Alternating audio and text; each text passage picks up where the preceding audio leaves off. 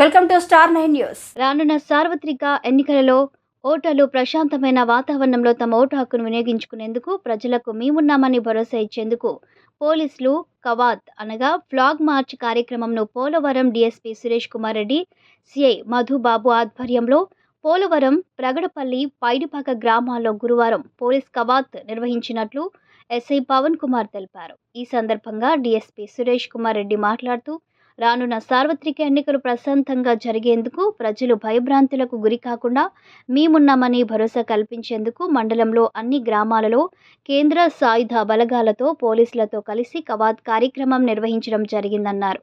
ఓటర్లు ఏ విధమైన ప్రలోభాలకు లోనవ్వకుండా ప్రశాంతమైన వాతావరణంలో తమ ఓటు హక్కును వినియోగించుకోవాలని సూచించారు. సార్వత్రిక ఎన్నికలు జరగనున్న నేపథ్యంలో పటిష్టమైన బందోబస్తు ఏర్పాటు చేపడుతున్నామని, సమస్యాత్మక కేంద్రాల వద్ద ప్రత్యేక చర్యలు తీసుకుంటున్నామని తెలిపారు. ఎన్నికలలో ఓటర్లు ప్రశాంతమైన వాతావరణంలో తమ ఓటు హక్కును వినియోగించుకునే విధంగా అవసరమైన బందోబస్తు ఏర్పాటు చేస్తున్నామని అన్నారు.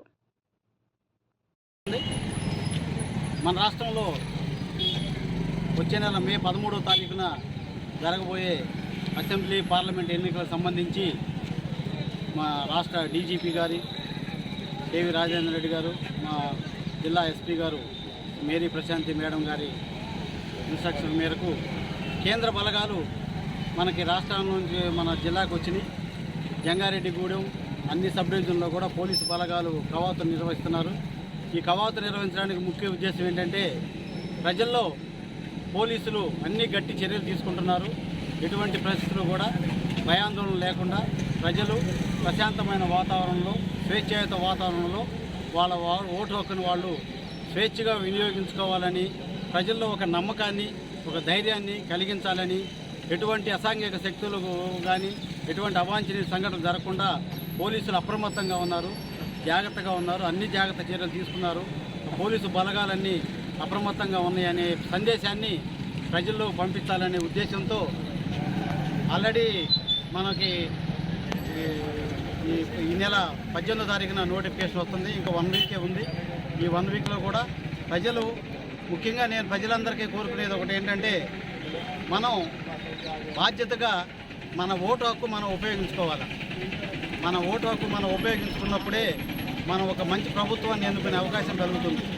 అంతేగాని నా ఓటు హక్కుతో ఏమవుతుందిలే, నేను ఒక్కడిని ఓటు అయిపోతే ఏమైపోతుంది అనుకోకుండా పత్రికల వాళ్ళు, మీడియా వాళ్ళు, చదువుకున్న వాళ్ళు, ఉద్యోగస్తులు అందరూ కూడా వాళ్ళ కుటుంబంలో వాళ్ళందరినీ చైతన్యవంతులు చేసి ఖచ్చితంగా మన ఓటింగ్ శాతం పెరగాలి.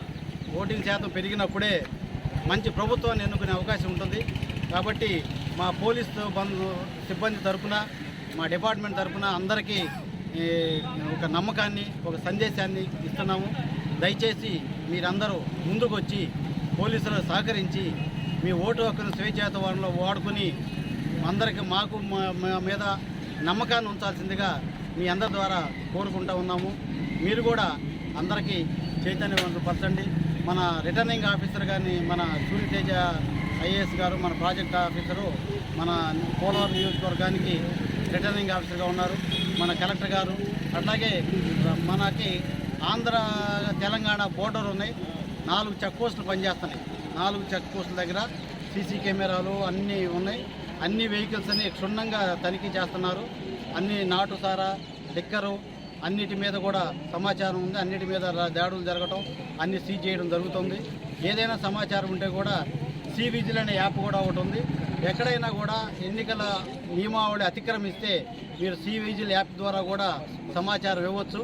ఎక్కడున్నా కానీ సమాచారం ఇస్తే ఖచ్చితంగా మేము చర్యలు తీసుకుని